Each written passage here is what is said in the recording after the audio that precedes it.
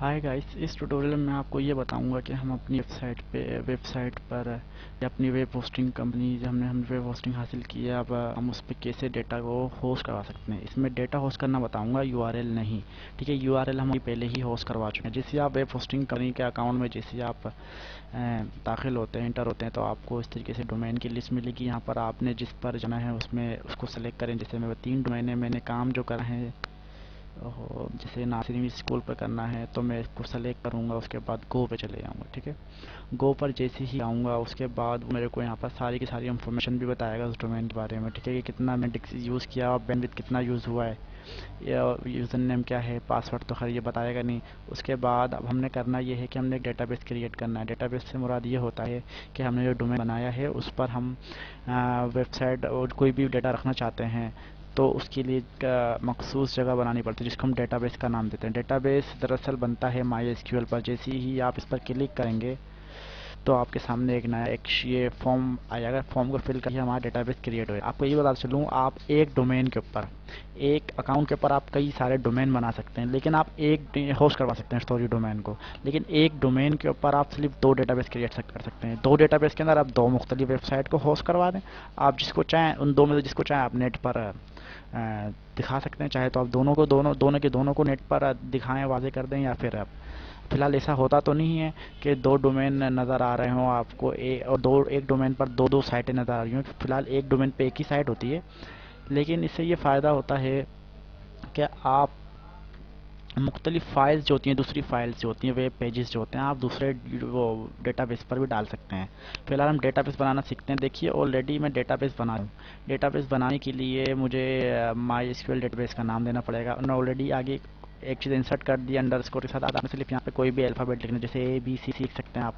यहाँ पे भी आप ABC लिख सकते हैं, नहीं कोई भी डेटा नेम याद रख लें। उसके बाद पासवर्ड सेट करेंगे। यहाँ पर आप यहाँ पे ये पासवर्ड सेट करेंगे। यही जब आप करके डेटाबेस क्रिएट करेंगे तो आपके पास ये सारी इन्फॉर्मेशन एक लिस्ट की शक्ल में दिखा देगा। ठीक है, उसके बाद यहाँ पे आपका एक और डेटाबेस बन जाएगा। मैंने बताया था एक और डेटाबेस बन चुका है, दूसरा एक और बना सकते हैं आप। फिलहाल हमारे पास डेटाबेस बना हुआ है, इस वजह से मैं आगे मैं नहीं लेके आ रहा। फिलहाल आप इसको फिल करेंगे और आप क्रिएट डेटाबेस पे क्लिक कर देंगे। जैसे क्रिएट करेंगे आपके पास इस किस्म की इन्फॉर्मेशन आएगी।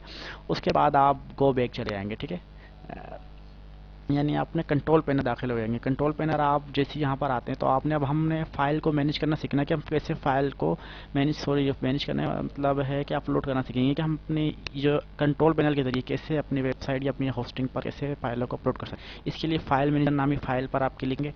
जिससे आप फाइल मैनेजर नामी फाइल पर क्लिक करें हैं तो आपके पास ये विंडो जाहिर होगी। ठीक है, अब इसमें आप आएंगे public_html पे क्लिक करेंगे। ठीक है, बाकी 2 फाइलों पे कोई चीज़ अपलोड नहीं होगी। जैसे आप अपलोड करते हैं तो आपको यहाँ पर बता देगा कि आपकी कितनी अपलोड हुई हैं। ठीक है, फिलहाल यहाँ पर आपको PHP नाम की एक फ़ाइल होगी बाय डिफ़ॉल्ट .php, उसको आप डिलीट कर देंगे। ठीक है, जिस तरह मेरी यहाँ पर ये हुई है, मैंने ये अपलोड की थी। आप इसको डिलीट भी कर सकते हैं यहाँ से, और ये सेलेक्ट किया और यहाँ से आके डिलीट कर दिया। इसी डिलीट हो जाए, ये डिलीट डायरेक्टरी एंड फाइल्स। अब बैक पर चले जाएँ। ठीक है, आप जैसे ही डिलीट कर देंगे तो उसके बाद आप इसी तरीके से नई फाइलें भी अपलोड कर सकते हैं। अपलोड करने के लिए सिंपली आपने करना तरीका क्या है, वही सिंपल है कि आप सिंपली अपलोड पर क्लिक करेंगे। ये डिलीट हो रही है। इनका मसला ये है कि 000 वेब होस्ट की जो कंपनी होती है ये बहुत ही हैवी, यानी कि काफ़ी बिजी जाती है, काफ़ी ज़्यादा यूज़र्स हैं, जिसकी वजह से ये स्लो चलता है। ठीक है, तो मैं आपको यही प्रेफर करूँगा कि आप फाइलज़िला यूज़ करें। ठीक है, जैसे फाइलज़िला नज़र आ रहा, फाइलज़िला को मैं आपको ऑलरेडी फाइलज़िला यूज़ करना बता चुका हूँ। आप इसको यूज़ करेंगे ज़्यादा बेहतर होगा। ठीक है, इस पर बहुत स्लो काम होता है। फिलहाल बता देता हूँ।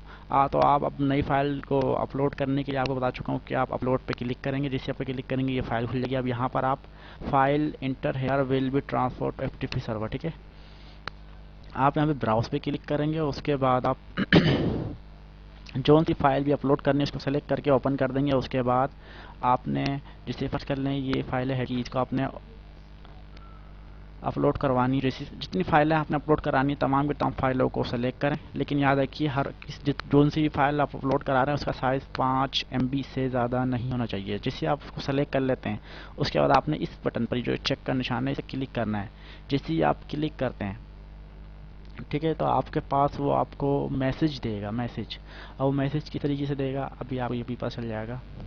देखिए इसने ये कहा है कि check file header dot php, ये जो है हमारी ये अपलोड हो चुकी है। ठीक है, अब हम इस तरीके से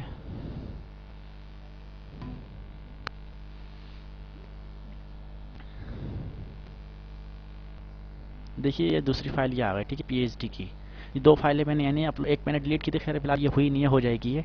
और ये जो है हमारी अपलोड हो गई। इस तरीके से आप जितनी भी फाइलें अपलोड करना चाहते हैं बेफिक्र होकर आप इसको अपलोड कर सकते हैं। अगर आपने चेक करना है कि अपने फाइलें अपलोड की हैं वो कहाँ गई, तो आप अपना URL भी, जैसे कि यहाँ पर आके देखिए दो फाइलें अपलोड की हुई थी, दो फाइलें यहाँ दिखा रहे बाकायदा। बेसिकली ये वर्क क्यों नहीं कर, जो भी चीज़ें थी ये फाइलें क्यों नहीं काम कर रही, उसकी वजह ये है कि अभी इसमें भी कोई प्रॉपर तरीके से मैंने आपको कोई चीज़ बताया नहीं। मैंने सिर्फ आपको फाइलें अपलोड करना बताई है। मैं आपको बेसिकली ब्लॉग बनाना सिखाऊंगा, वेबसाइट बनाना सिखाऊंगा, वेबसाइट को एडिट करके कैसे अपलोड करेंगे उस तरीके से बताऊंगा। अभी यहाँ पर दरअसल कोई ऐसी फाइल है नहीं, कोई एक मैंने प्रॉपर तरीका अपनाया नहीं है। मैंने सिर्फ आपको फाइल को अपलोड करना और डिलीट करना बताया है। ठीक है, सो आपको ये आ ही गया होगा। अब मैं आपको नेक्स्ट ट्यूटोरियल्स के अंदर ये बताऊंगा कि हम कैसे जो है किसी भी वेबसाइट को एडिट करने के बाद कैसे अपलोड कर सकते हैं। अब मैंने आपको दोनों तरीके सिखा दिए हैं कि हम फाइल मैनेजर यानी कि जो हमारी वेब होस्टिंग कंपनी का कंट्रोल पैनल यानी सी पैनल जो होता है उसके जरिए हम कैसे वेबसाइट अपलोड कर सकते हैं, या फिर हम अपने फाइल जिला को यूज़ करके कैसे हम अपलोड कर सकते हैं। ठीक है, मैंने आपको दोनों मेथड बता दिए, आप दोनों मेथड को ट्राई कीजिए, इंशाल्लाह आप कामयाब हो जाएंगे। Thanks for watching this tutorial.